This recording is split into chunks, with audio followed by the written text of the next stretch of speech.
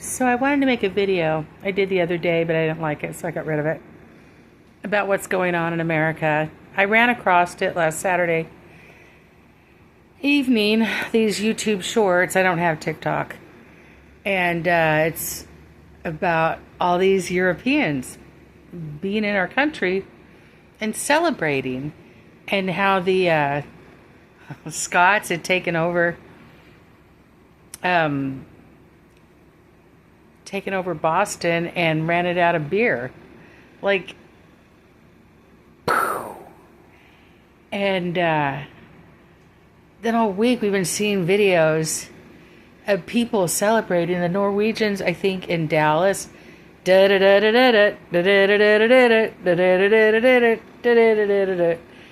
they're just all dancing in uniform. And they're singing and dancing in our streets once again. And I have been over the sun about it. I love it. I love seeing celebration. I love seeing happy people. I love these people going to businesses and going to neighborhoods and doing different activities and seeing our country and seeing that it's not what they were told it was. You know, they were all told to be afraid of America, to get shot, and just all this horrible stuff. And they come and people are nice and we're just us, and it's been so revelatory to them. I love that. I love that they are seeing us, liking us, appreciating us. Hopefully we'll be our friends forever. And you know, it just is, it's still going on. So many Americans don't even know this is happening. It's not on the news. It's nowhere. It's like we've got, well, I Googled it. They're expecting 1.2 to 10 million people in our country for the World Cup. And you can't find it on TV, really. You know, another day of Iran and the oil and the war and the blah, blah, blah. It's just business as usual. Yet all this is going on. Like, why is this not headline news? You know, if 100 people gather for Black Lives Matter, they're shooting that, and it's wall to wall. But we got 40,000 Norwegians dancing in the street, and that's not newsworthy? The newsworthy is not news. The news is now a directive. They're telling you what they want you to know. And they're not telling you what they don't want you to know. Like, yeah, there's nothing wrong with Biden. He's barely sentient. He was our president, and the press covered for him. They were really outed. And you would think that, whoa, something would change. But I think they thought, hey, we got away with that. We can get away with anything. And so we've got millions of people in our street cheering and celebrating. If we happen to bump into them, then yay, but were it not for social media, we wouldn't know. That's jacked up. Jacked up. I don't know how much people spend time on news and stuff. But in Europe, I mean, in Britain and in Ireland and all throughout Europe, people are over immigration. They're over their countries having this influx of Middle Easterners, you know, North Africans. And these people are not integrating, and they don't have jobs. I mean, France, ugh.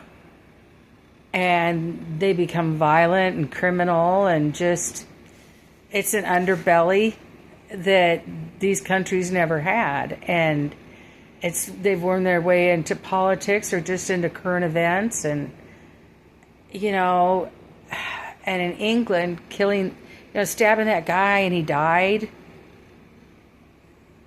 because the police they arrested him because the Muslim guy that stabbed him screamed racist.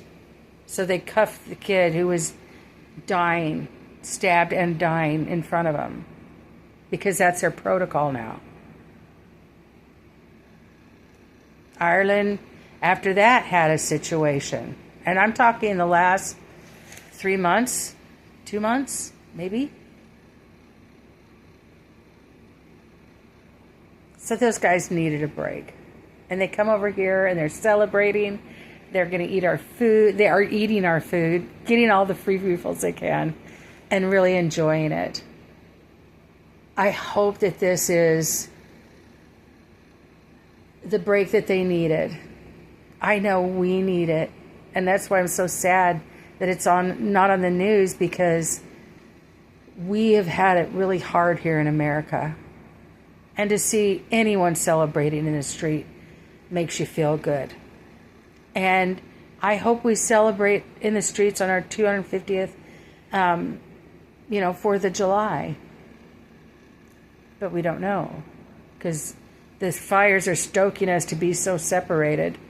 I think a lot of us are thinking, is there going to be a truck that runs through my town's, 4th of July parade?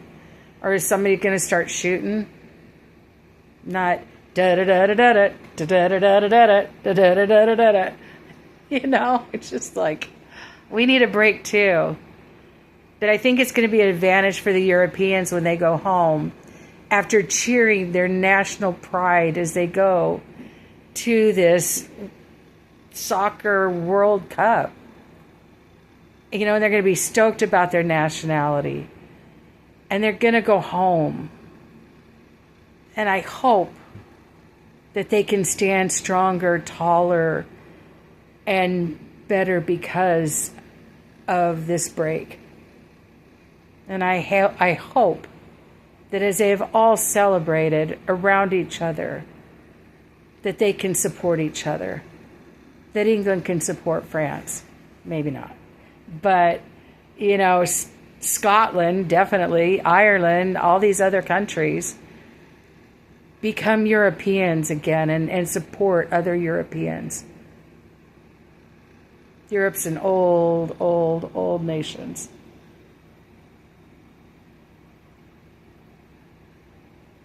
Nations of allies and enemies, and then allies and enemies. It's just another chapter now. But they needed to remember who they were. And I hope they'll take that home as a benefit, along with 10 extra pounds, courtesy of the USA. Anyway, that's my video for today. Bye.